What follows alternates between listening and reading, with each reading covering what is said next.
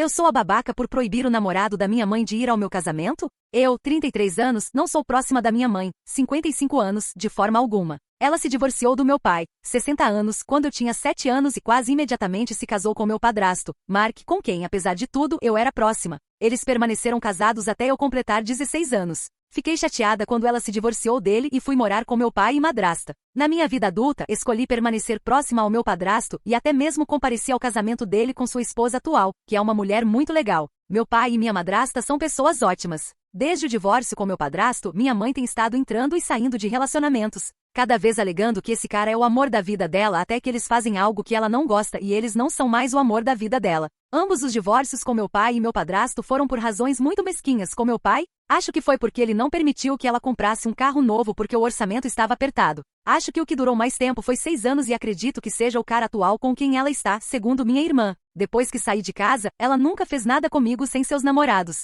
Quando eu tinha 25 anos, ela terminou com o namorado e tentou chorar para mim sobre isso. Depois de trabalhar com minha terapeuta, estabeleci o limite com minha mãe de que se ela não estava disposta a fazer nada comigo sem um namorado, que não se incomodasse. E eu não queria falar sobre a vida amorosa dela. Ela ficou muito magoada e brigamos por um tempo, mas ela voltou cerca de 1 ano depois e tem respeitado minhas regras desde então. Mas nos encontramos apenas cerca de 3 ou 4 vezes por ano. Entendo que os relacionamentos e a vida amorosa da minha mãe são importantes para ela, então respeito que não nos encontremos com frequência. Avançando para este ano, estou me casando com meu parceiro, 35 anos, de uma década em outubro. É um casamento íntimo pequeno no quintal e recepção, churrasco. Moramos em uma área rural e nosso casamento no quintal terá aproximadamente 40 pessoas. Meu pai, madrasta, padrasto e sua nova esposa foram todos convidados. Minha mãe perguntou se poderia trazer o namorado, eu disse não porque não o conheço. Minha mãe perguntou se poderia trazê-lo para me conhecer antes do casamento. Eu disse não e que ainda não tinha interesse em conhecer os namorados dela. Ela disse que entendia, mas sentia que era injusto eu não permitir que ela levasse acompanhante para meu casamento quando meu pai e meu padrasto puderam trazer suas esposas.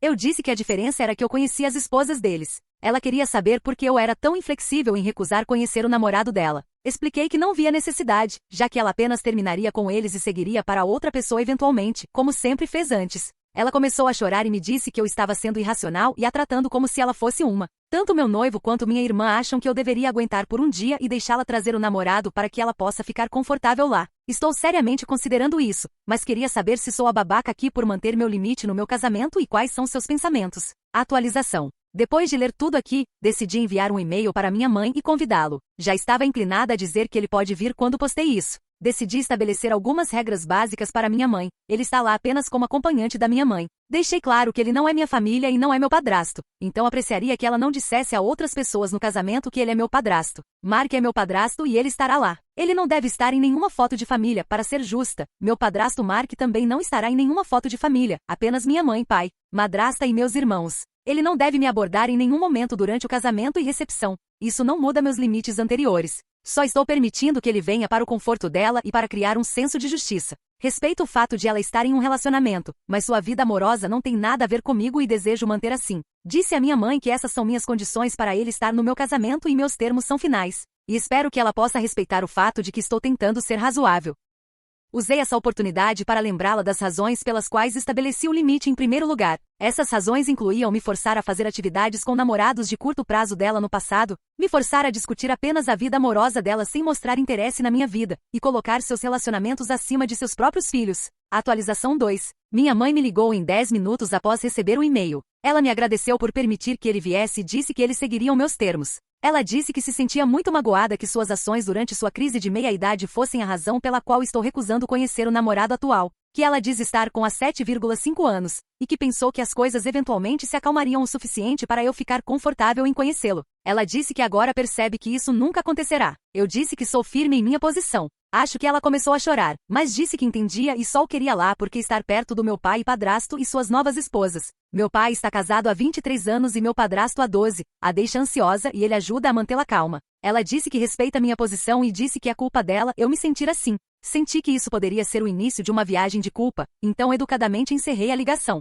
Veredicto, não é a babaca. Comentários adicionais. Quero agradecer a todos aqui por comentarem e darem suas opiniões. Sem contexto, acho que é um pouco difícil entender porque sou assim com minha mãe. Este post me deu a chance de refletir sobre meu próprio comportamento em relação à minha mãe. A verdade é que acho lidar com ela exaustivo e quero explicar a todos o porquê. Minha mãe é uma interesseira. E isso não é meu pai ou padrasto falando mal da minha mãe. Eles são caras elegantes e nunca fariam isso. Esta é minha própria conclusão. Minha mãe disse sobre ambos os divórcios. Eu ainda estaria casada se papai ou padrasto apenas me dessem o que eu queria. Ela também tentou começar brigas com minha madrasta porque percebe que meu irmão e eu a preferimos à nossa mãe real. É verdade, sou mais próxima da minha madrasta. Vou até ela para todas as coisas de mãe porque ela escuta e se importa. Minha madrasta não faz tudo sobre ela. Acredito que minha mãe sofre da síndrome do personagem principal e espera ser o centro das atenções em todos os eventos, e se não for, ela fica bêbada. O que me leva ao meu próximo ponto. Minha mãe é alcoólatra. Ela teve um DUI 8 anos atrás e bateu em outro carro. Graças a Deus ninguém se machucou. Ela não dirige mais, mora na cidade a 1 hora de distância e usa transporte público, mas ainda bebe muito.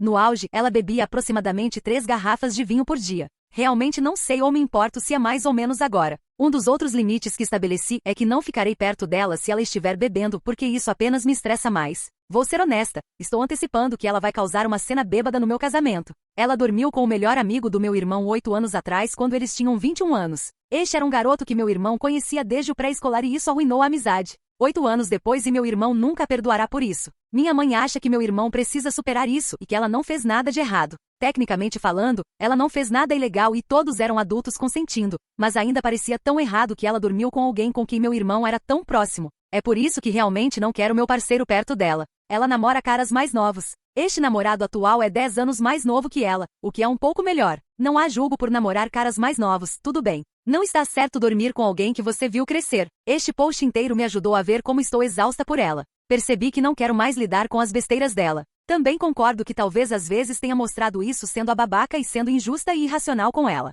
Só não gosto de mim mesma quando lido com ela. Me deixa de mau humor. No entanto, a ideia de tê-la mais na minha vida me dá náusea, mas quero manter a paz com a família maior, avós, tia, tio, etc. Decidi seguir o exemplo do meu irmão mais novo e manter contato apenas em funções familiares. Ele é cordial com ela em eventos familiares e mantém a paz quando está perto dela. Mas ele mantém distância e não a vê fora de um evento familiar. Então vou fazer o mesmo. Percebo que ela poderia ficar sóbria, fazer terapia e mudar toda a sua vida, mas ainda vou ver a mulher que bebe o tempo todo, dorme com um amigo do meu irmão e simplesmente trata as pessoas como lixo. Não é justo para ninguém, nem para mim por ter lidado com ela, nem para ela se algum dia fizesse ou estivesse trabalhando ativamente para mudar sua vida. Quero ter certeza de que ela está sendo cuidada, bem e saudável, mas também quero não estar mais envolvida. Descobrir isso está acima do pagamento do Reddit. Minha mãe acha que tem direito ao álcool no meu casamento, 23 de setembro de 2023. Meu noivo, 35 anos, e eu, 33 anos, estamos nos casando em 2 semanas no nosso quintal. Teremos um buffet para nossa recepção depois.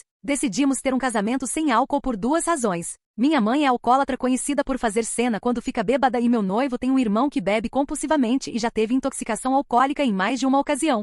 Ele não bebe o tempo todo, mas se começar, não consegue parar até desmaiar ou alguém fisicamente impedir que ele pegue mais. Também tem um tio, irmão da minha mãe, e um padrasto que estão em recuperação e não precisam da tentação. Nem eu nem meu noivo somos grandes bebedores, então decidimos apenas evitar problemas e ter um casamento seco. Teremos uma festa de recepção menos seca, lua de mel com alguns dos nossos amigos mais tarde. Todas as nossas famílias foram solidárias. Meu tio ficou especialmente grato por fazermos isso, já que leva sua recuperação muito a sério e está há 7 anos sóbrio. Enviei convites de casamento há 4 meses e disse que seria um casamento seco e pedi às pessoas para não trazerem álcool. Agora hoje recebo esta ligação da minha mãe, para quem também enviei um convite há 4 meses. Mãe, é verdade que você não vai ter álcool no seu casamento? Eu, sim. Meu noivo e eu decidimos que não queríamos álcool durante nosso momento especial. Mãe, isso é tão bobo. Vai tornar seu casamento chato. Eu, bem, sinto muito que você se sinta assim, mas eu e meu noivo tomamos nossa decisão. Queremos que todos se sintam confortáveis no nosso casamento. Mãe, claramente você não se importa com meu conforto.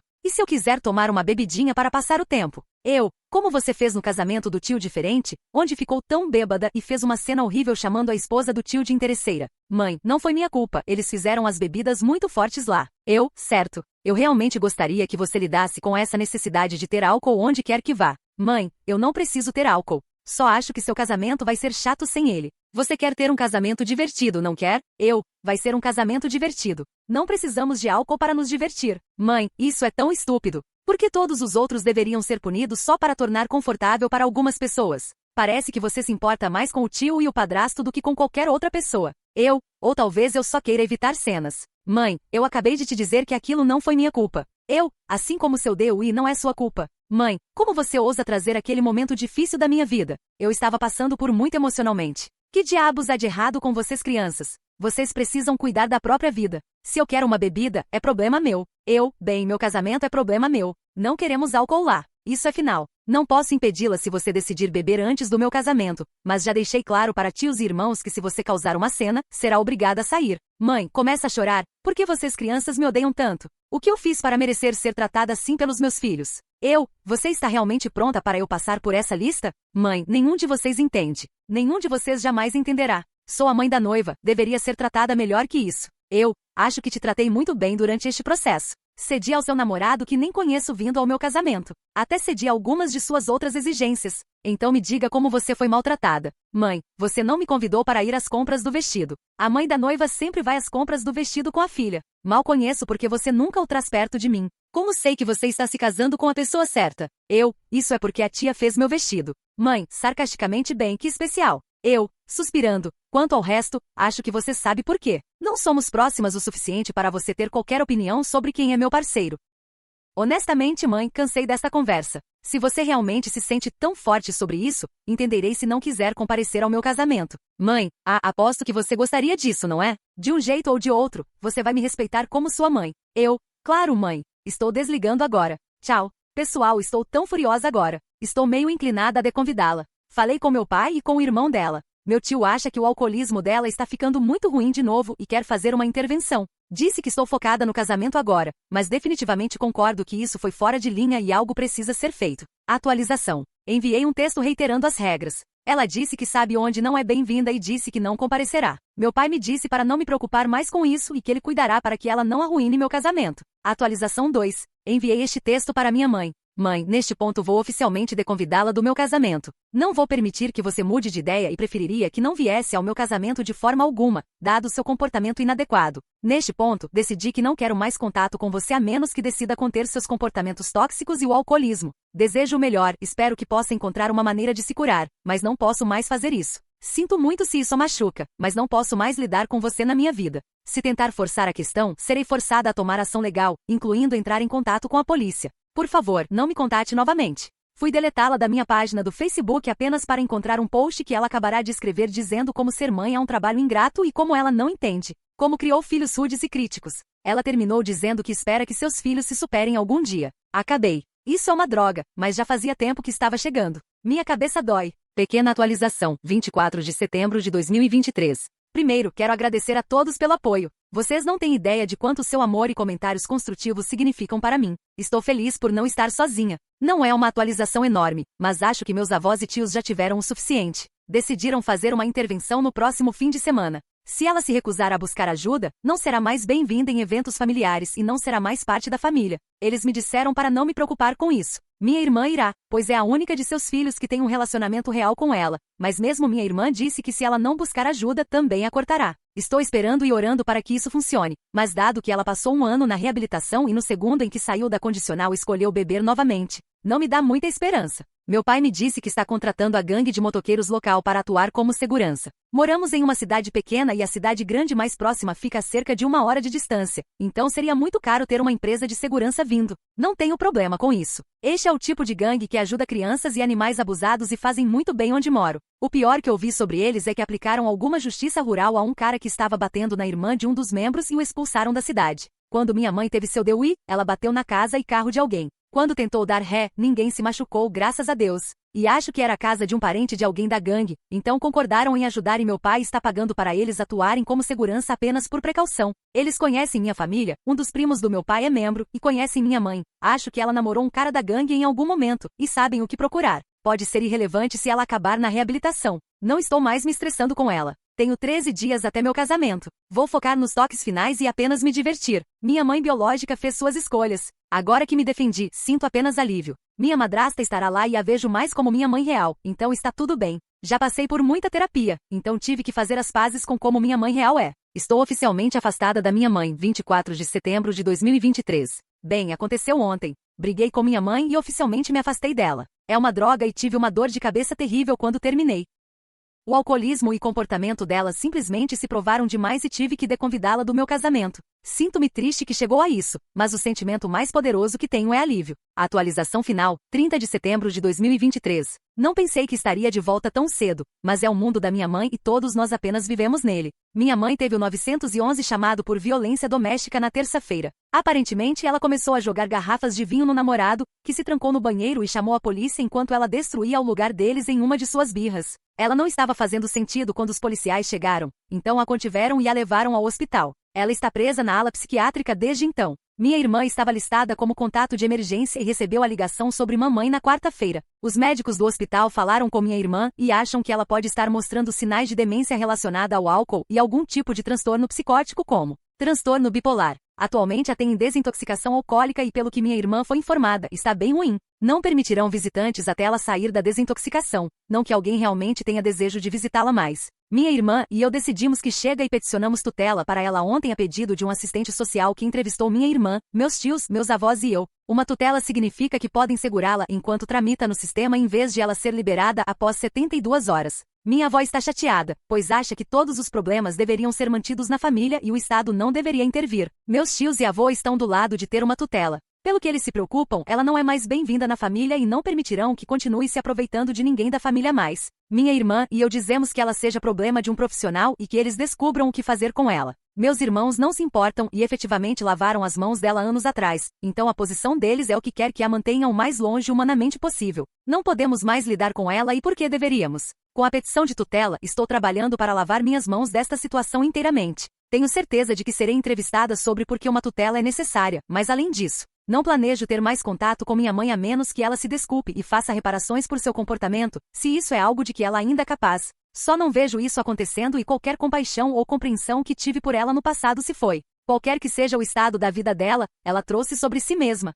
Só quero seguir com minha vida sem ela e acabar com ela de uma vez por todas. Não parece que ela será liberada do hospital tão cedo, então não há risco dela comparecer ao meu casamento. Falei com o namorado dela ontem depois que minha irmã e eu protocolamos nossa papelada e decidimos convidá-lo para almoçar. Ele decidiu terminar com ela definitivamente e aprendemos como as coisas estavam ruins com ela. Ele é um cara realmente legal que ficou preso em uma situação ruim e não tinha ideia de quão ruim ela poderia ser. Sinto muito por ele. Decidi convidá-lo para meu casamento, pois posso ver que ele é um cara solitário que passou pelo inferno e voltou. Não tenho certeza se ele aparecerá, mas a oferta está lá. Houve um tempo em que teria permitido que um evento como este arruinasse a preparação para o casamento, mas consegui separar o comportamento da minha mãe do casamento. Não colocou uma. Agora que minha mãe está resolvida, posso me divertir. Acabei de colocar os toques finais no pedido de catering e estou esperando o último dos meus suprimentos. Minha tia quer colocar os toques finais no meu traje de casamento. Se não mencionei, tanto eu quanto meu noivo somos grandes fãs de steampunk, então estamos usando trajes steampunk e encorajando todos os outros a se vestirem de steampunk, embora não seja obrigatório. Meu vestido de casamento é na verdade mais uma situação de terno, mas fica incrível. Não acho que atualizarei novamente, pois quero deixar tudo isso para trás e não planejo ter contato com minha mãe daqui para frente. Estou ansiosa por um futuro brilhante com meu marido. Minha mãe pode ficar no passado e por mais frio e sem coração que pareça, estou feliz que ela não vai mais ser problema da minha família. Atualização pós-casamento, 9 de outubro de 2023. Acabei de entrar nesta conta novamente com muitas pessoas implorando por atualizações. Não tenho muito. Acho que minha história inteira está agora no melhor do Reddit. Obrigada, eu acho. Nunca soube que lidar com minha mãe alcoólatra era digno de um melhor post. Só queria desabafar e verificar minha sanidade. A única notícia sobre minha mãe é que ela saiu da desintoxicação e atualmente está em estado catatônico, recusando-se a falar, comer ou beber água. Podem instalar um tubo de alimentação se ela não parar. Acho que ela está tentando ser dramática e chamar atenção, assim como meus tios. Posso estar errada, mas honestamente não me importo mais. Não temos certeza se ela tem demência, mas definitivamente tem algo acontecendo. Mas fazer qualquer tipo de avaliação enquanto ela age assim é difícil. Ela também tem doença hepática, precisa de diálise e possivelmente até um transplante se qualificar. Os médicos deixaram muito claro que se ela não parar de beber, morrerá nos próximos 5 anos e pode até já ser tarde demais. Acho que me sentiria mais triste, mas tive que perceber que perdi minha mãe há muito tempo. Convidei o namorado da minha mãe, mas ele escolheu não vir. Ele decidiu buscar ajuda para seus próprios problemas com álcool, segundo minha irmã. Desejo o melhor para ele. Quanto ao casamento, agora estou felizmente casada e na quarta-feira fiz um teste de gravidez que deu positivo. Estamos super animados, mas ainda não contamos a ninguém da nossa família. O casamento foi fantástico e o dia correu sem problemas. Nos divertimos muito e estamos saindo para nossa lua de mel na quarta-feira para Costa Rica. Meus irmãos e meio-irmãos provocaram docemente meu marido durante a festa de despedida de solteiro em casa e deixaram claro que estão animados para ter outro irmão. Minha madrasta fez todas as coisas de mãe durante o casamento. Isso já estava planejado antes de tudo isso. Ninguém trouxe álcool escondido, não houve cenas. O pior que aconteceu foi minha irmã chorando devido a todo o estresse pelo qual está passando. Tenho alguma simpatia, mas a maior parte é auto-infligida, pois ela capacita. Mas no geral foi um ótimo dia e estava cercada por aqueles que mais amo. Sei que muitas pessoas pediram fotos do meu terno de casamento. Verei se há alguma maneira de cortar coisas identificadoras e postá-las aqui uma vez que receba minhas fotos de casamento de volta. Caso contrário, descobrirei uma maneira de postar as roupas em si. Isso é tudo que tenho. Tentarei atualizar após minha lua de mel. Agora parece que um bebê está chegando, então sem promessas. História 2. Esse ciumenta alegou que eu estava traindo e fingiu uma gravidez para me prender, mas descobriu-se que ela é que estava traindo e o bebê não era meu. Aos 28 anos, navegar por drama significativo infelizmente se tornou um tema recente na minha vida. Minha ex-namorada Sara pseudônimo, e eu terminamos nosso relacionamento tumultuado de 2 anos há alguns meses após descobrir algumas verdades chocantes. Sara e eu nos conhecemos primeiro em uma festa através de amigos mútuos e rapidamente nos conectamos. O primeiro ano do nosso relacionamento foi idílico, compartilhávamos interesses similares, adorávamos passar tempo juntos e até conversávamos sobre nosso futuro. Sou engenheiro de software, enquanto Sara trabalha como designer gráfica. Apesar de nossas carreiras exigentes, arranjávamos tempo um para o outro, curtindo escapadas espontâneas de fim de semana, experimentando novos restaurantes e assistindo séries de TV em domingos preguiçosos. Apresentamos um ao outro as nossas famílias, e tudo parecia perfeito. Mas com o tempo, as coisas começaram a se desfazer. Inicialmente, Sara expressou preocupações sobre quanto tempo eu passava no trabalho e minhas amizades próximas com certas mulheres. Descarei isso como questões normais de relacionamento, mas seus ciúmes e possessividade logo escalaram. Ela ficou cada vez mais chateada se eu passasse tempo com amigas, mesmo em ambientes de grupo, e começou a examinar meu telefone e questionar cada texto ou ligação que recebia. Um incidente memorável envolveu um jantar com meu melhor amigo Mike e sua namorada, enquanto Sara cancelou devido ao trabalho. Naquela noite, Sara me ligou em lágrimas, me acusando de mentir sobre onde estava depois de ver uma história no Snapchat de um amigo mútuo que estava no mesmo restaurante.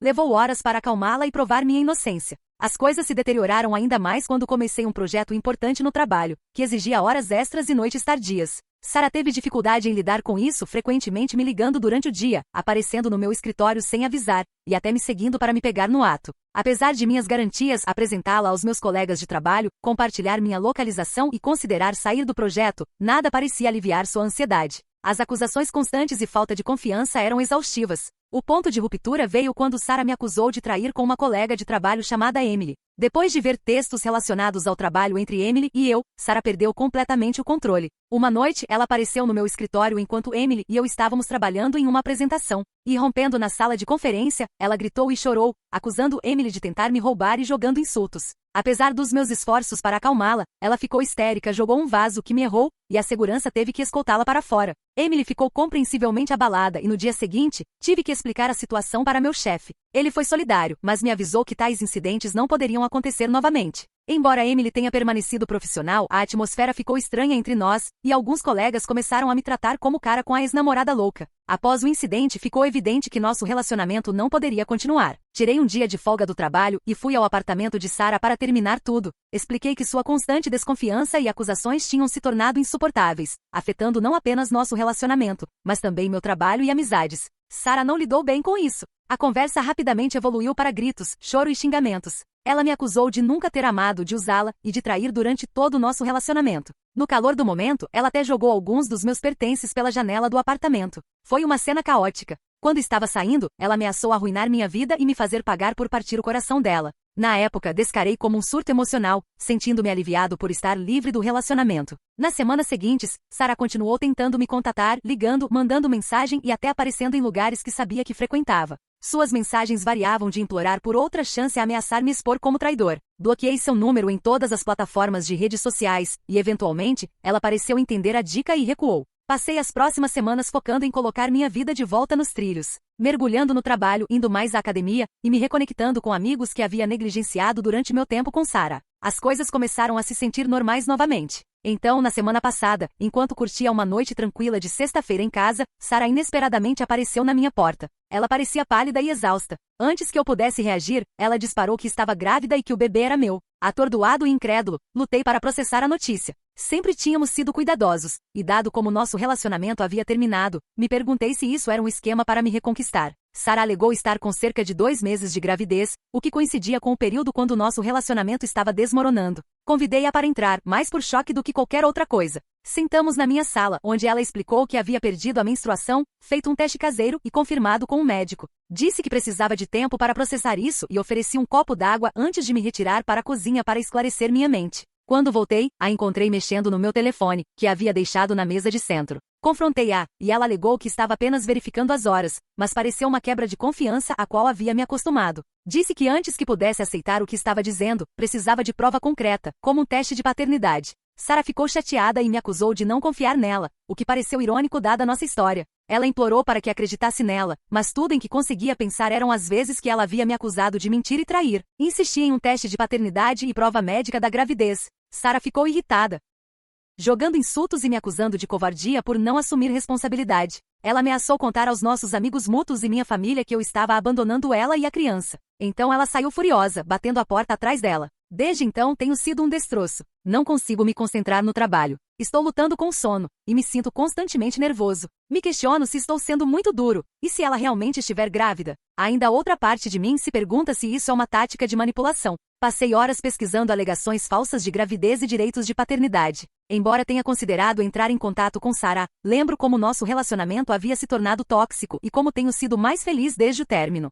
Não compartilhei isso com ninguém, nem minha família nem meu melhor amigo Mike. Não tenho certeza do que fazer. Estou errado por não acreditar nela e exigir prova? Deveria ter lidado com a situação de forma diferente? Continuo repassando a conversa na minha mente e me perguntando se perdi algo. Sara parecia diferente, cansada e estressada, mas poderia simplesmente ser das consequências do nosso término? E por que esperar 2 meses para me contar se ela realmente está grávida? Atualização 1. Olá pessoal, já fazendo cerca de 3 semanas desde meu post original, e muito aconteceu. Queria dar uma atualização sobre a situação com Sara e sua alegação de gravidez. Primeiro, quero agradecer a todos que comentaram no meu post original. Seus conselhos e perspectivas realmente me ajudaram a ter clareza. Muitos sugeriram que eu deveria me manter firme e insistir em prova, enquanto outros apontaram que preciso me preparar para a possibilidade de Sara realmente estar grávida. Alguns dias após nosso confronto, Sara entrou em contato via texto. Ela se desculpou por seu surto anterior e reconheceu que minhas dúvidas eram compreensíveis. Ela concordou em fornecer prova médica de sua gravidez e fazer um teste de paternidade quando fosse viável.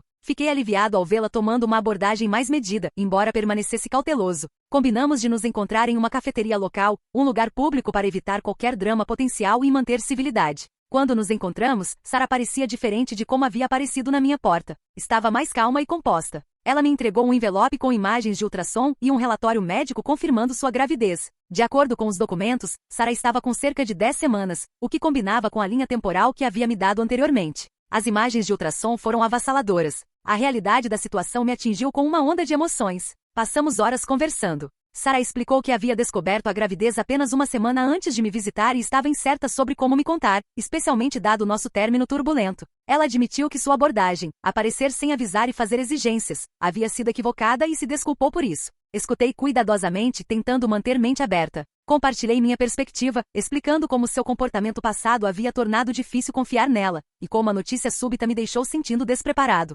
Discutimos nossas opções. Sara expressou seu desejo de manter o bebê, mas entendeu se eu não estivesse pronto para assumir a paternidade. Ela disse que não me pressionaria, mas esperava que eu me envolvesse na vida da criança. Disse que precisava de tempo para processar tudo, e concordamos em esperar por um momento seguro para fazer um teste de paternidade não invasivo, idealmente por volta da 12ª semana de gravidez. Após nosso encontro, me senti um pouco melhor, embora ainda sobrecarregado. Decidi que era hora de informar minha família e amigos próximos. Comecei com meus pais, que ficaram atordoados. Minha mãe ficou dividida entre a empolgação com a perspectiva de se tornar avó e preocupação pelas circunstâncias. Meu pai estava cético, lembrando-me de quão tumultuoso meu relacionamento com Sara havia sido. Ambos apoiaram minha decisão de fazer um teste de paternidade e me aconselharam a proceder cautelosamente. Em seguida, contei ao meu melhor amigo Mike. Ele ficou surpreso, mas solidário, oferecendo estar lá para mim durante o processo, qualquer que fosse minha decisão. Ele também sugeriu que eu deveria consultar um advogado para entender meus direitos e responsabilidades. Nas semanas seguintes, Sara e eu mantivemos contato através de mensagens. Ela me atualizava sobre suas consultas médicas e como estava se sentindo. Navegar essa nova dinâmica com alguém do meu passado era estranho. Então, cerca de uma semana atrás, Sara me ligou em pânico. Disse que havia começado a sangrar e estava indo para o hospital. Corri para encontrá-la lá. As próximas horas foram um borrão de exames médicos, espera ansiosa e conversas intensas com médicos. Eventualmente soubemos que Sarah havia sofrido um aborto espontâneo. O médico explicou que abortos precoces são comuns e não são culpa de ninguém. Fiquei atordoado. Não havia chegado completamente aos termos com a ideia de me tornar pai, e agora estava tudo acabado. Sarah estava devastada. Apesar de nossos problemas, vê-la em tanta dor foi de partir o coração. Fiquei com ela até receber alta. A viagem de volta ao apartamento dela foi silenciosa, e quando chegamos, Sarah desabou. Ela se desculpou novamente por seu manejo da situação, dizendo que estava assustada e incerta sobre como proceder. Ela reconheceu que seu comportamento passado, seus ciúmes e acusações, havia sido errado e que perder o bebê a fez perceber o quanto havia estragado as coisas entre nós. Escutei, sentindo uma mistura complexa de emoções. Estava entristecido pela perda de uma criança potencial, apesar de minha incerteza sobre a paternidade. Ainda assim, também senti uma sensação de alívio, o que então me fez sentir culpado. Uma parte de mim ainda se perguntava se toda a situação havia sido real. Perguntei a Sarah se ela havia compartilhado a notícia com mais alguém. Ela disse que não, que estava esperando até depois do primeiro trimestre para contar à família e amigos. Então, apenas meus pais, Mike e eu sabíamos sobre a situação. Naquela noite conversamos extensivamente sobre a gravidez, nosso relacionamento fracassado e o que poderia vir em seguida. Sarah mencionou que planejava começar terapia para lidar com seus problemas de confiança e ciúmes. Ela não pediu para reatar ou manipular a situação, o que apreciei. Disse que precisava de algum tempo e espaço para processar tudo. Ela entendeu e concordou que seria melhor se não nos víssemos por um tempo. Quando saí do apartamento de Sarah naquela noite, senti uma mistura de exaustão e alívio. A montanha-russa emocional das últimas semanas havia sido desgastante. Agora, uma semana depois, ainda estou tentando processar tudo. Comecei a ver um terapeuta para me ajudar a trabalhar meus sentimentos sobre a situação. Ter uma pessoa neutra para conversar tem sido benéfico. Também tenho refletido sobre meu relacionamento com Sarah e minhas próprias ações. Embora ainda defenda minha decisão de pedir prova da gravidez, reconheço que houve momentos em que poderia ter me comunicado melhor ou sido mais compreensivo com suas inseguranças. Sarah e eu trocamos algumas mensagens desde aquela noite. Ela tem frequentado terapia e sente que está ajudando a entender melhor seu comportamento. Ela se desculpou novamente por como me tratou e pela forma como inicialmente lidou com a notícia da gravidez. Não tenho certeza sobre nosso futuro. Romanticamente parece improvável que voltemos juntos dado tudo o que aconteceu. No entanto, estou aberto à possibilidade de construir uma amizade uma vez que ambos tenhamos tempo para curar e crescer. Sobre a gravidez, ainda tenho dúvidas. Os documentos médicos pareciam genuínos, e o hospital confirmou o aborto. Ainda assim, dada nossa história, uma parte de mim permanece cética. Para minha própria paz de espírito, decidi aceitar que foi real e seguir em frente. Atualização 2. Eu havia esperado concluir minha história com a última atualização. Parecia um final um tanto decente, mas a vida tem uma maneira de complicar as coisas. Já faz cerca de 2 meses desde meu último post, e minha raiva de tudo o que aconteceu não diminuiu. Exatamente quando pensei que a situação com Sarah não poderia ficar mais complicada, fui provado errado. Após o aborto, Sarah e eu tivemos contato limitado. Trocávamos mensagens ocasionais, principalmente com ela me atualizando sobre seu progresso na terapia e eu respondendo educadamente. Ainda estava trabalhando em tudo e tentando seguir em frente. O trabalho estava indo bem. Havia me mergulhado em um novo projeto, que serviu como uma distração bem-vinda. As relações com meus colegas de trabalho, incluindo Emily, haviam praticamente voltado ao normal, e estava até considerando namorar novamente, embora ainda não tivesse saído em nenhum encontro. Então, cerca de 3 semanas atrás, recebi uma ligação de um número desconhecido. Quando atendi, uma voz masculina perguntou se eu era meu nome. Após confirmar, ele se apresentou como Robert e disse que precisávamos conversar sobre Sarah. Meu estômago afundou. Perguntei quem ele era, e ele revelou que era ex-namorado de Sarah. Aparentemente, eles estiveram juntos por algumas semanas durante uma pausa que Sarah e eu tínhamos feito. Lembrei daquela pausa. Foi após uma discussão particularmente ruim, e passamos cerca de 2 meses separados. Robert me contatou para compartilhar algumas informações que acreditava que eu precisava ouvir. Combinamos de nos encontrar em um bar local na noite seguinte. As próximas 24 horas foram cheias de ansiedade enquanto considerava as implicações do que ele poderia revelar. Apesar de minha relutância, sabia que tinha que enfrentar o que quer que estivesse vindo. Quando nos encontramos, Robert parecia surpreendentemente composto. Tinha cerca da minha idade e parecia um cara comum. Ele comprou cervejas para nós e foi direto ao ponto. Sarah havia mentido para mim. O bebê não era meu, era dele. Senti como se tivesse levado um soco no estômago. Robert explicou que ele e Sarah haviam continuado seu relacionamento de forma intermitente mesmo depois que Sarah e eu tínhamos nos reconciliado. Seu último encontro havia ocorrido cerca de uma semana antes de Sarah e eu terminarmos definitivamente. Ele me mostrou mensagens de texto entre ele e Sarah de meses atrás. Nelas, Sarah expressava sua infelicidade comigo e seu medo de ficar sozinha, revelando que havia permanecido no relacionamento por medo. As mensagens incluíam ela entrando em pânico sobre a gravidez e seus planos. Uma mensagem particularmente chocante de Sarah para Robert, datada apenas dias antes dela vir até mim com a alegação de gravidez, dizia: "Tenho um plano. Vou dizer ao meu nome que o bebê é dele." Ele ganha bem e sempre quis filhos. Ele cuidará de nós. A percepção de que ela havia me traído e tentado me manipular para criar o filho de outro homem foi devastadora. Robert, sentindo culpa após o aborto, pensou que eu merecia saber a verdade. Agradeci sua honestidade, embora parte de mim desejasse poder voltar a ser ignorante. Terminamos nossas cervejas em silêncio, cada um perdido em pensamentos. Antes de sair, Robert se desculpou por seu papel na situação. Não consegui me obrigar a odiá-lo, pois apreciei sua decisão de contar a verdade. No dia seguinte, liguei para o trabalho fingindo doença. Precisava de tempo para processar minhas emoções. Passei o dia oscilando entre raiva e incredulidade. Como Sarah pôde fazer isso? Como ela pôde mentir tão profundamente? E como eu fui tão cego? Refletindo sobre suas acusações anteriores de traição e surtos ciumentos, ficou claro que eram projeções de seu próprio comportamento. Após um dia de contemplação, soube que tinha que confrontar Sarah. Não podia deixar isso passar sem resposta.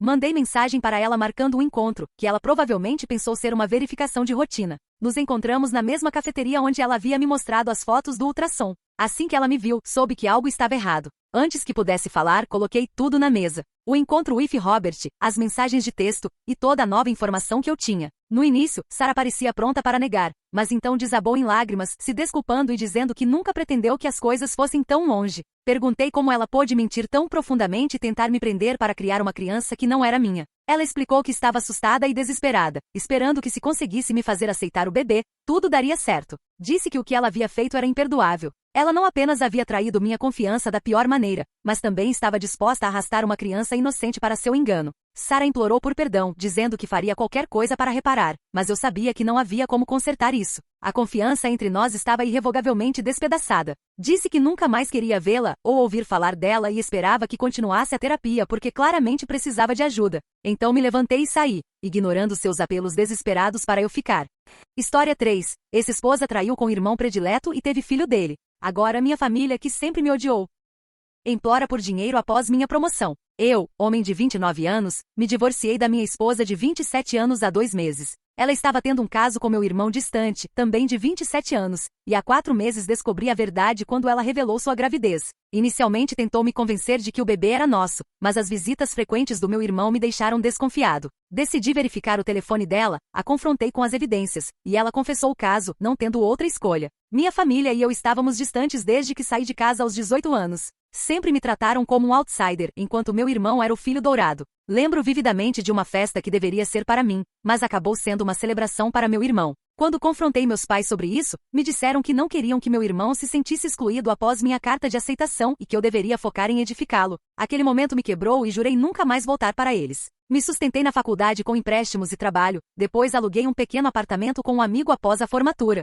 Nunca falei com meus pais durante esse tempo, e eles também não entraram em contato comigo. No ano passado, meu irmão me contatou online, perguntando se queria me reconectar com ele e nossos pais, que supostamente sentiam minha falta. Muito havia mudado desde que saí de casa, incluindo meu casamento com minha ex-esposa 2 anos atrás. Apesar da minha vida confortável, não havia superado o tratamento passado da minha família, então concordei em encontrá-los. Nossa reunião inicial foi estranha e desconfortável, mas eles pareciam estar se esforçando para consertar nosso relacionamento, então me senti obrigado a retribuir. Os convidei para minha casa, o que acabou sendo meu primeiro erro, pois apresentou meu irmão à minha ex. Eles se conheceram, começaram um caso e ela engravidou. Fiquei extasiado quando inicialmente pensei que o bebê era meu. No entanto, as visitas aumentadas do meu irmão após o anúncio da gravidez levantaram minhas suspeitas. Seu comportamento, como tocar a barriga grávida da minha esposa e falar com ela, me deixou desconfortável. Minha ex minimizou, mas não conseguia me livrar da suspeita de que meu irmão tinha uma conexão mais profunda com o bebê do que estava admitindo. 6 meses de gravidez, decidi verificar o telefone dela enquanto dormia.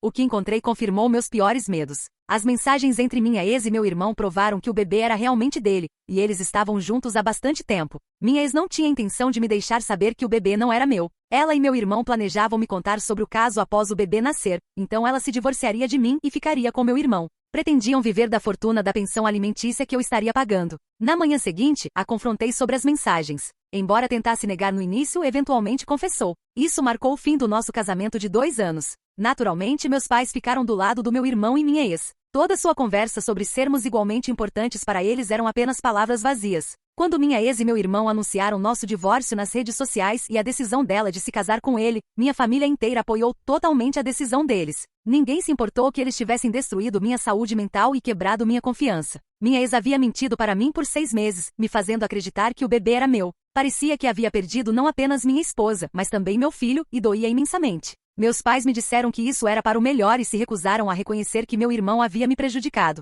Até sugeriram que eu deveria estar feliz pela minha ex e irmão e me juntar às celebrações. Mais uma vez, os cortei da minha vida, o que complicou meu divórcio. Minha ex-esposa saiu com uma enorme quantia de acordo em meu carro, tudo porque minha família ficou do lado dela durante os procedimentos de divórcio, já que ela estava com meu irmão agora. Ela e seu advogado fabricaram uma história sobre como eu era tóxico e controlador, e como havia forçado ela a deixar o emprego, embora fosse escolha própria dela. Minha família respaldou as alegações deles, dizendo que me cortaram por causa de minha atitude misógina e birras. Com as evidências empilhadas contra mim, perdi muito dinheiro no divórcio, mas felizmente consegui manter a casa. Quando o divórcio foi finalizado, estava apenas aliviado por estar livre dessa bagunça e não ter que lidar com essas pessoas horríveis novamente. Felizmente não há período de espera para divórcio onde moro e minha ex-esposa não contestou, então consegui resolver rapidamente e seguir com minha vida. Foi difícil esquecer tudo, mas me mergulhei no trabalho e me esforcei para melhorar, esperando superar esse episódio desagradável o mais rápido possível. Isso compensou, pois consegui uma promoção com melhor posição, salário mais alto e melhor carro da empresa. Basicamente tudo. Não poderia estar mais feliz, então decidi me presentear com um jantar solo em um dos meus restaurantes favoritos. Cometi o erro de postar sobre isso online, e em 1 ou 2 dias, minha mãe me contatou pedindo para visitá-los. Fiquei perplexo sobre o que poderiam querer de mim agora, já que não havíamos falado desde que o divórcio foi finalizado, e eles haviam apoiado minha ex e suas mentiras. Consegui ignorá-la por alguns dias, mas então ela começou a me ligar insistentemente. Eventualmente, quando nada mais funcionou, ela apareceu no meu escritório e se recusou a sair, entrando em briga com a recepcionista, o que foi bastante embaraçoso. Então prometi visitar em alguns dias, o que finalmente a convenceu a sair. Alguns dias depois, finalmente visitei minha família. Eles haviam usado a quantia do acordo para se mudar para uma casa maior para acomodar o bebê, que havia nascido há pouco mais de 3 semanas. Acho que a pensão também estava sendo usada para pagar as contas, mas realmente não me incomodava, já que a pensão era uma pequena parte do meu salário naquele ponto, e podia facilmente pagar. Meu irmão não estava em casa, e minha ex estava dormindo, então eram apenas meus pais que falaram comigo.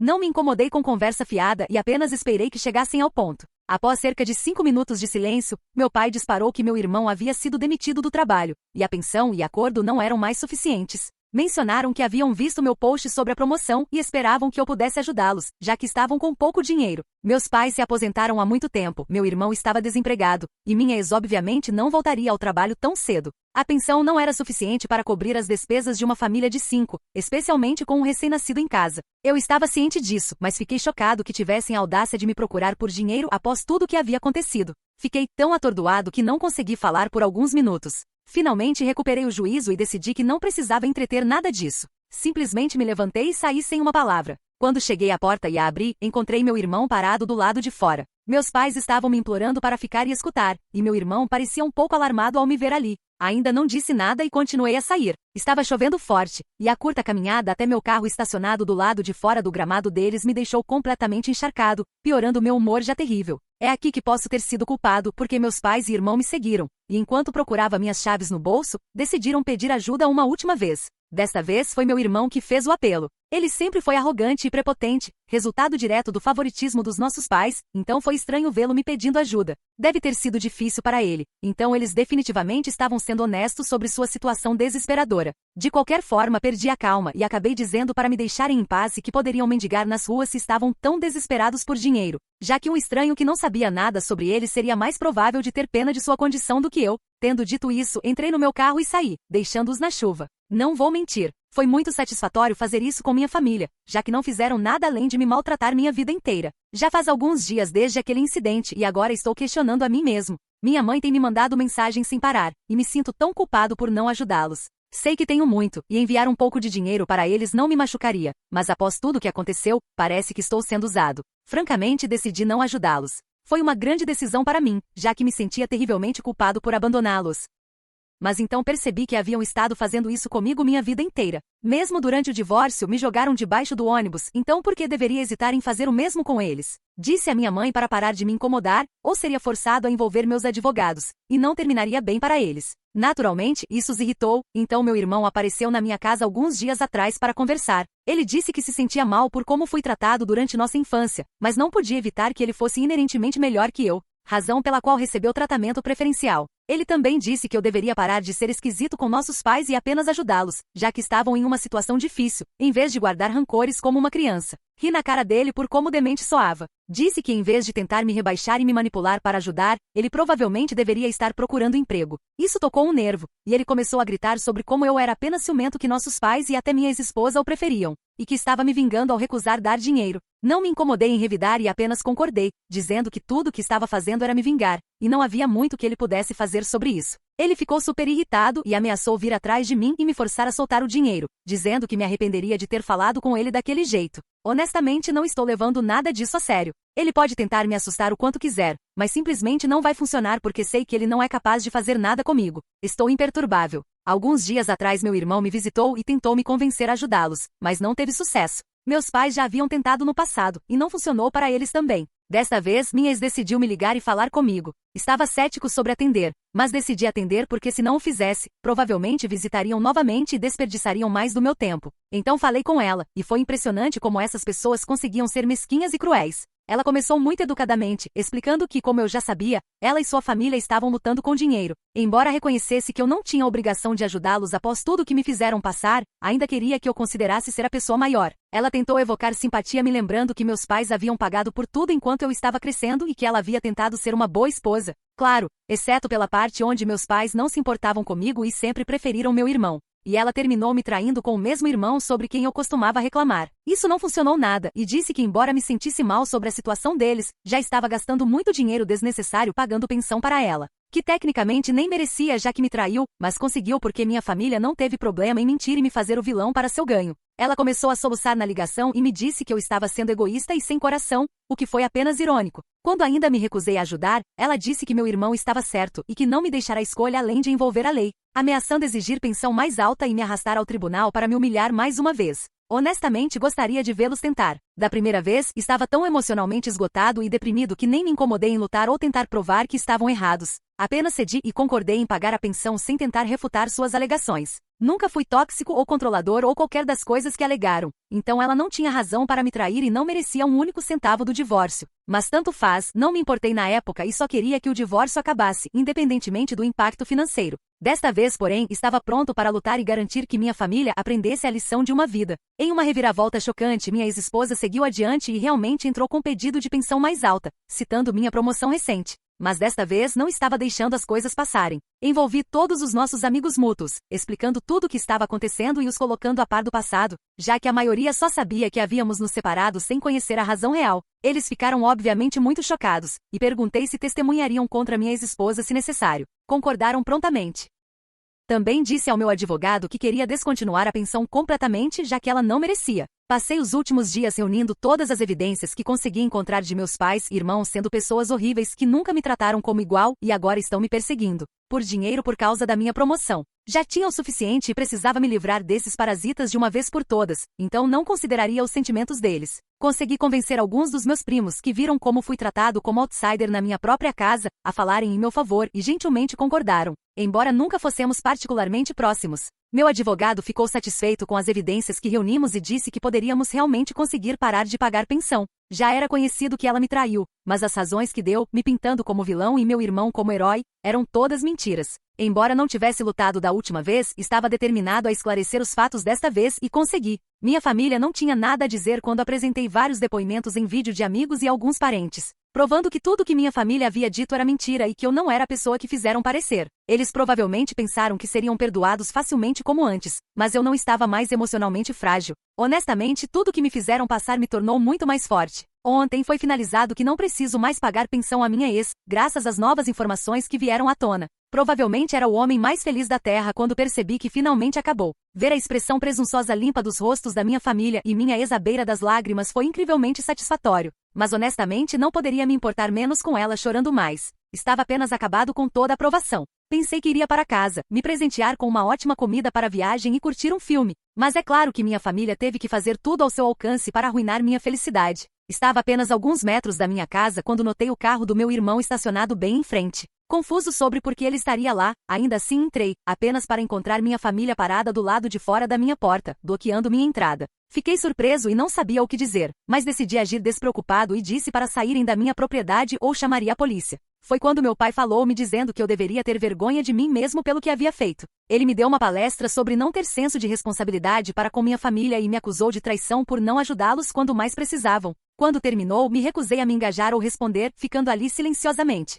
Não queria dar a eles a satisfação de me irritar, que imaginei ser o objetivo deles. Me deixar tão emocional que eventualmente desistiria e faria algo imprudente e estúpido. Mas não sou idiota, e suas medidas desesperadas não iam ajudar o caso deles, o que deveriam ter percebido até então. Meu silêncio provavelmente os irritou ainda mais, e apesar de minha mãe exigir que eu tratasse meu pai com respeito e falasse com ele, ainda me recusei a falar. Podia vê-los ficando agitados porque claramente esperavam uma grande briga, mas nada do tipo estava acontecendo. Após mais alguns gritos, meu irmão finalmente explodiu e me agarrou pela gola. Então tentou me bater, mas meu pai conseguiu puxá-lo para trás bem a tempo enquanto ele gritava sobre como eu não passava de um perdedor ciumento que nunca seria nada. Foi realmente engraçado vindo de um cara desempregado ainda morando com os pais implorando dinheiro ao irmão, mas ok. Disse que precisavam sair ou eu realmente chamaria a polícia. Dada a situação financeira deles, provavelmente deveriam fugir nos próximos 5 minutos. Relutantemente foram embora, mas não antes de uma última tentativa da minha mãe de me envergonhar para soltar algum dinheiro. Ainda não funcionou e eventualmente saíram. Já faz quase um dia desde aquele incidente e não tentaram me contatar desde então.